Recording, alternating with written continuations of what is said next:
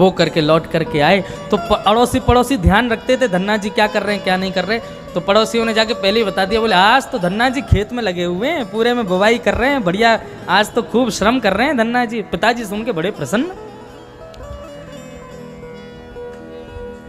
धन्ना जी घर पहुंचे, रात भर नींद नहीं आई धन्ना जी को। क्या करूं, पिताजी से झूठ कैसे बोलूं, पिताजी को सच कैसे बताऊं, क्या होगा कैसे होगा, हे ठाकुर जी रक्षा करो। दूसरे दिन धन्ना जी जैसे सुबह उठे तो महाराज घर के बाहर भीड़ लगी हुई थी। धन्ना जी नीचे आए, बोले आज इतने सारे लोग घर पे कैसे? बोले अरे चमत्कार हो गया धन्ना। पिताजी उनके नेत्र आंसू से झरझर बह रहे थे। धन्ना जी बोले पिताजी आप रो क्यों नहीं, क्या हो गया?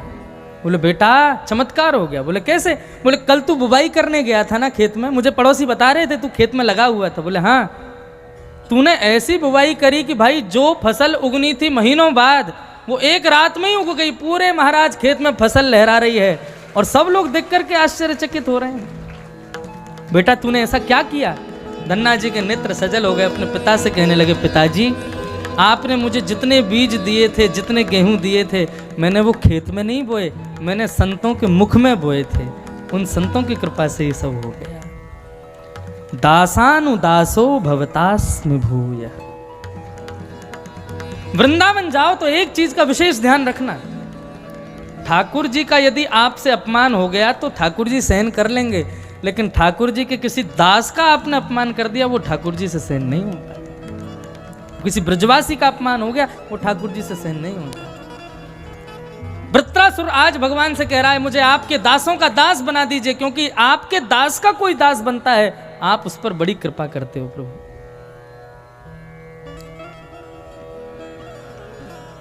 इस प्रकार श्री वृत्रासुर ने भगवान की स्तुति गाई और स्तुति गा करके वृत्रासुर ने फिर इंद्र के साथ युद्ध किया और इंद्र ने वृत्रासुर का वध किया। वृत्रासुर के हृदय से एक दिव्य ज्योति प्रकट हुई और भगवान के चरणों में जाकर के विलीन हो गई। आगे के प्रसंग में श्रीमद् भागवत में प्रहलाद चरित्र कहा गया। 4 युग हैं, सतयुग त्रेता द्वापर कलयुग। सतयुग के राक्षस का नाम क्या है? हिरण्यकश्यप। त्रेता के राक्षस का नाम क्या है? रावण। कंस के द्वापर के राक्षस का नाम क्या है? कंस। और कलयुग के राक्षस का नाम मैं, अहंकार। ये अहंकार ही कलयुग का राक्षस है। देखो सतयुग के राक्षस का नाम कितना बड़ा, हिरण्यकश्यप। त्रेता के राक्षस का नाम उससे छोटा, रावण। द्वापर के राक्षस का नाम उससे भी छोटा, कंस। और कलयुग के राक्षस का नाम एक अक्षर का, मैं, अहंकार। तो सतयुग में एक राक्षस हुए जो जय विजय को श्राप लगा था सनत कुमारों का कि तुम राक्षस बनो, तुमको राक्षस बनना पड़ेगा, भगवान के पार्षद बनने के योग्य नहीं हो। तो वही जय विजय सतयुग में हिरण्यकश्यप और हिरण्याक्ष बन करके आए। ये 2 प्रकार के लोभ हैं। देखो भाई आप लोगों को एक बात बताऊं, कल मैंने पहले ही कहा था आज कथा थोड़ी देर तक चलेगी, है ना। और रात अपनी है, कथा अपनी है, खंडवा अपना, और 4 दिन की कथा में हम भी आपके ही हो गए, तो कोई कहीं जाने वाला नहीं है। चूल्हा आदि सब सिद्ध हो ही रहा है, बढ़िया प्रेम से पाल लेना। अब हम भगाएंगे नहीं कथा, अब हम धीरे धीरे करेंगे, ठीक है। प्रेम से सुनो सब लोग।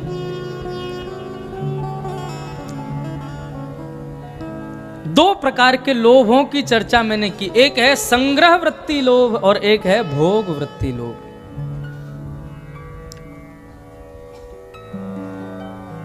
पाप के बाप का नाम है लोभ। आपके जीवन में सबसे पहले लोभ आएगा और जिस दिन लोभ आ गया उस दिन सब आ जाएंगे पाप के रूप में। इसलिए लोभ से बचो। संग्रह वृत्ति लोभ किसको कहते हैं? बहुत कमा कमा करके रखते रहने वाले को संग्रह वृत्ति लोभ कहते हैं। और भोग वृत्ति लोभ किसको कहते हैं? कमा रहे हैं, कमा ही इसलिए रहे हैं ताकि मैं अपनी इच्छाएं पूरी कर सकूं, ताकि मैं अपनी ऐशो आराम पूरे कर सकूं, उनको भोग सकूं, इसको कहते हैं भोग वृत्ति लोभ। तो ये 2 प्रकार के लोभ होते हैं।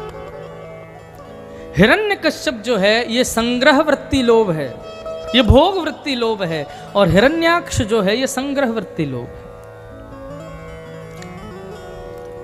एक ब्राह्मण बालक था, बहुत ध्यान से सुने,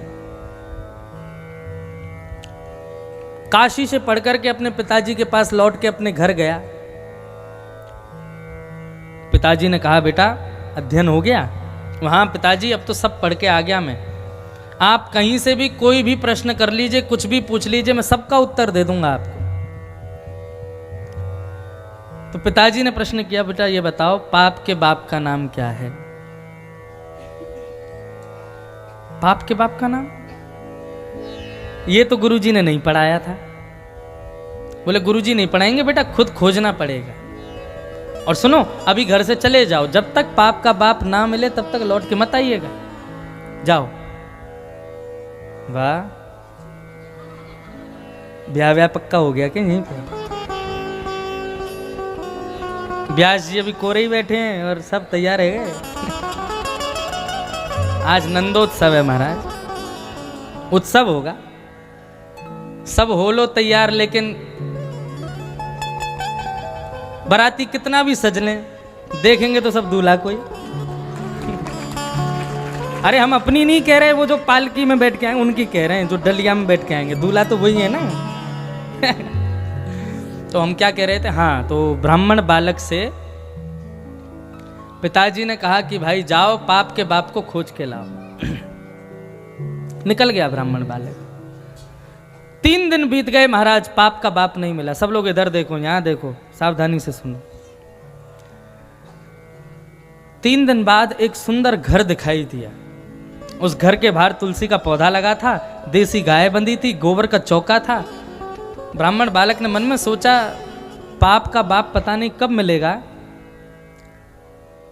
भूख लगी है, कुछ पालें, ये वैष्णव का घर लग रहा है, तुलसी का पौधा है, गाय बंधी है, यहीं चले जाते।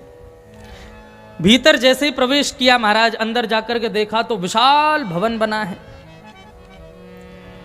अंदर जाकर के एक सोफा लगा था बढ़िया, उस पर जाके ब्राह्मण बालक बैठ गया। और तभी एक नवीन, एक बड़ी सुंदर युवती वहां पर आई, और युवती के हाथ में जल का पात्र लगा था। युवती ने आकर के कहा कि लीजिए महाराज जल पीजिए।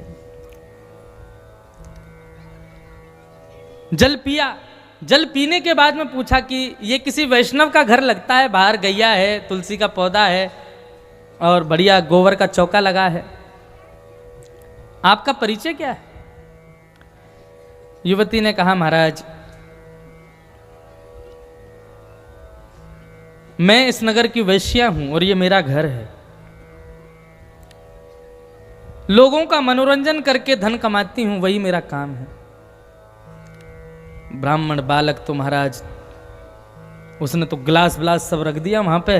बोले पाप के बाप को खोजने निकला था मैं, 3 दिन से मिला नहीं, और आप आज खुद पाप कर लिया, मैंने एक वैश्या के घर का पानी पी लिया, बहुत बड़ा अपराध हो गया। पिताजी को मुंह क्या दिखाऊंगा मैं, पाप का बाप तो मिला नहीं, पाप और कर दिया मैंने। तुम्हारे घर का तो जल भी पीने योग्य नहीं है, मैंने कैसे बिना पूछे कैसे पी लिया, आज मुझसे बहुत बड़ा अपराध हो गया। युवती कहने लगी पाप के बाप को खोजने निकले हो आप? बोले हाँ। तो अब मिल जाएगा 1-2 दिन में, अब तब तक कहाँ भटकेंगे आप, थोड़ी देर यहीं रुक जाइए, आराम कीजिए, प्रसाद आदि पा लीजिए, मेरे घर का भोजन कर लीजिए।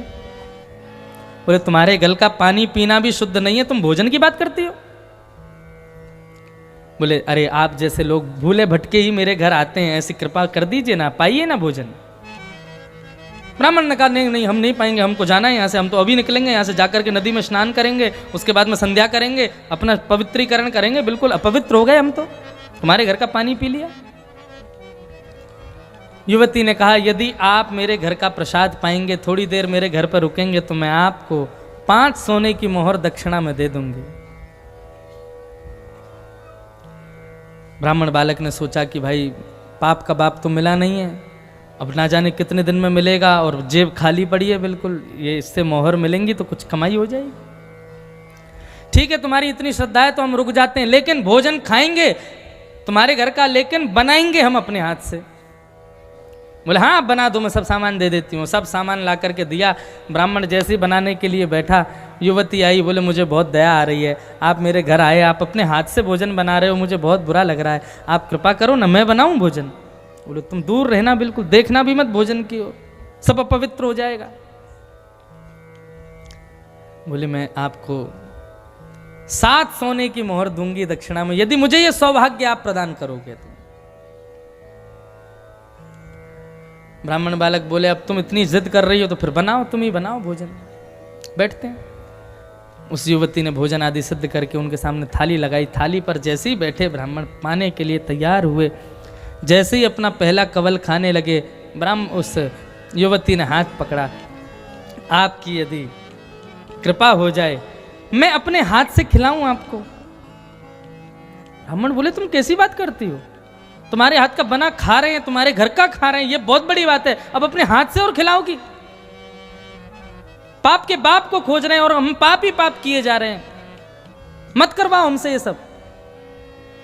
युवती बोली 10 सोने की मोहर दक्षिणा में दूंगी यदि मेरे हाथ से भोजन करोगे तो। ब्राह्मण ने कवल नीचे रखा और मुंह खोल के बैठ गया, लो खिलाओ, अपने हाथ से खिलाओ। बोले एक ही खाएंगे बस? एक ही खिलाऊंगी। और एक उठा के जैसे ही मुंह में देने लगी, मुंह खोल के बैठे ब्राह्मण देवता, और कवल नीचे रखा, युवती ने एक दिया ब्राह्मण को।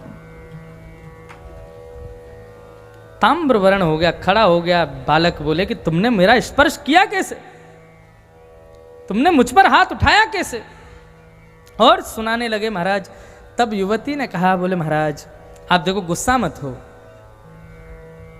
मैं आपको सोच रही थी पाप के बाप को 3 दिन से खोज रहे हो, आगे पता नहीं कब तक खोजोगे, यहीं मिलवा देती हूं।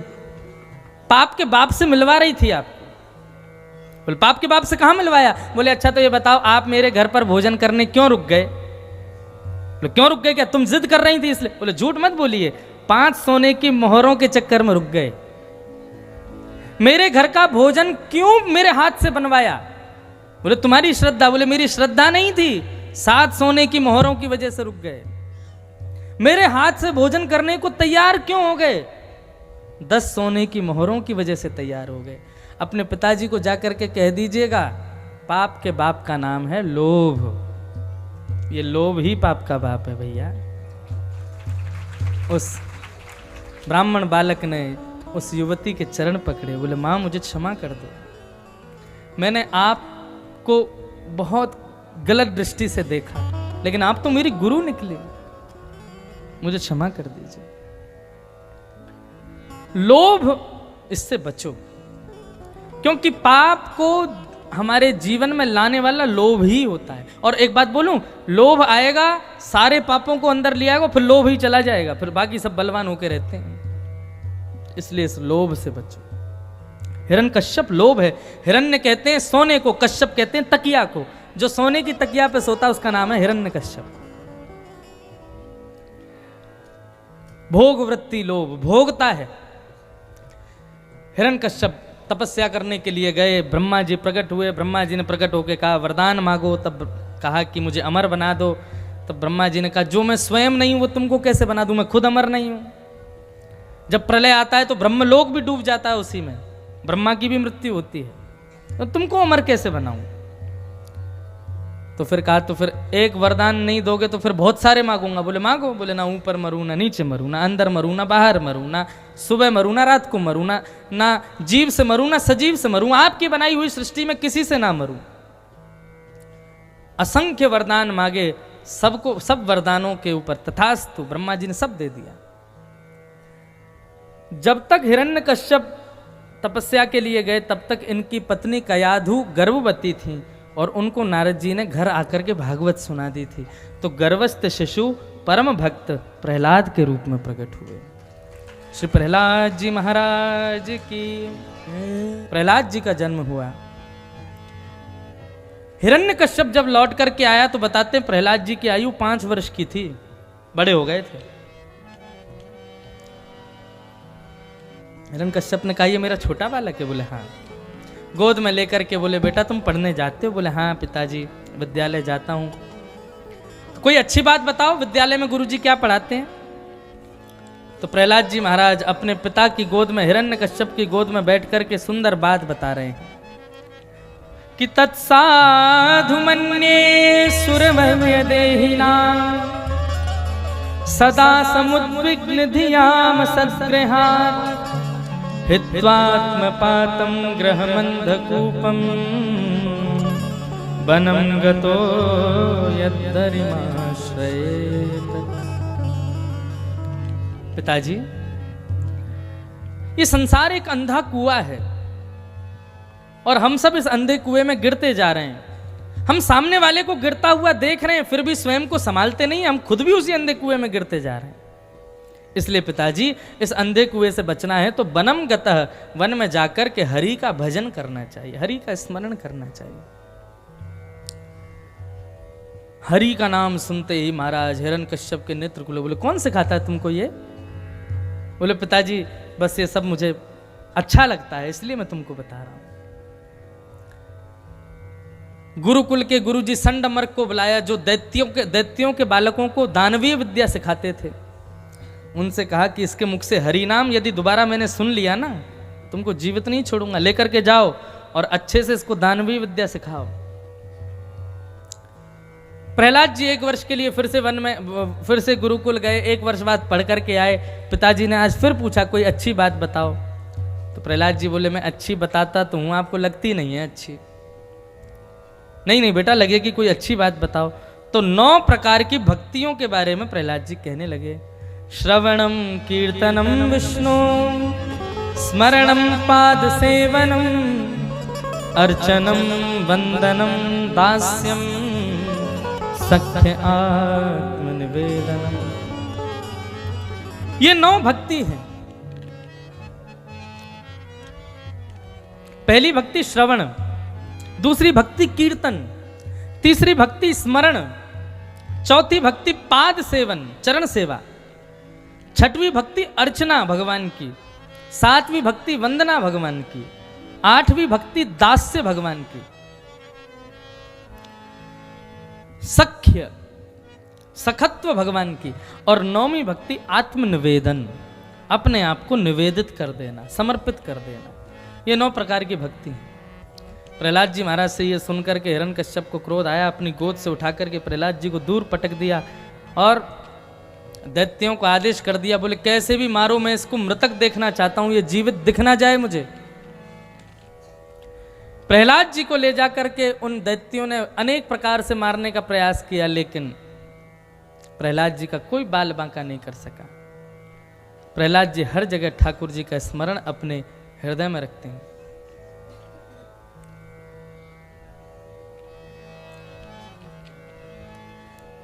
हर प्रकार से प्रयास करने पर भी जब प्रहलाद जी नहीं मरे तो होलिका आई और होलिका प्रहलाद जी को लेकर के चिता पर बैठ गई। होलिका को एक शॉल मिली थी, उस शॉल को पहन करके वो अग्नि में चली जाए, जलेगी नहीं, पानी में कूद जाए, डूबेगी नहीं। लेकिन प्रहलाद जी ने कीर्तन करते करते जैसी चिता में आग लगी, उस शॉल को अपनी भुआ से खींच के स्वयं पहन लिया। कहने लगे, बोले होलिका क्या कर रही थी? बोले होलिका प्रहलाद जी के कीर्तन में मगन हो गई थी, जल करके नष्ट हो गई, प्रहलाद जी की रक्षा हो गई। तब से ही हमारे राष्ट्र में होली का उत्सव मनाने लगे। एक भक्त की रक्षा हुई, इसलिए होली मनाते हैं हम लोग। इस प्रकार से प्रहलाद जी महाराज को अनंत प्रयास करने पर भी जब नहीं मार पाए तो प्रहलाद जी से पूछा कि तुम मरते क्यों नहीं हो? इतना सब कुछ हम करते हैं, तुम मरते क्यों नहीं हो? प्रहलाद जी ने इतनी अच्छी बात कही कि दंता गजानाम कुलिशाक्र निष्ठुर शीर्णायते ते नवलंबमयित महाविपत्ताप विनाशनोयम जनार्दनानुस्मरणानुभाव।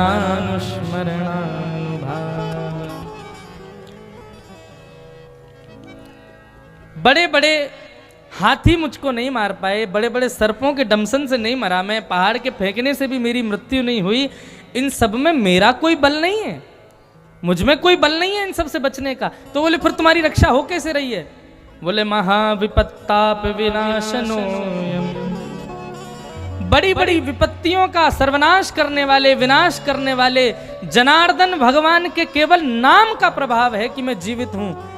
उनके नाम में इतनी सामर्थ्य है, तो सोचो किसी दिन यदि मेरे ठाकुर जी प्रकट हो गए तो तुम्हारा क्या हाल होगा। ये मेरे ठाकुर जी के नाम का प्रभाव है, ठाकुर जी का प्रभाव तो अभी प्रकट हुआ ही नहीं है।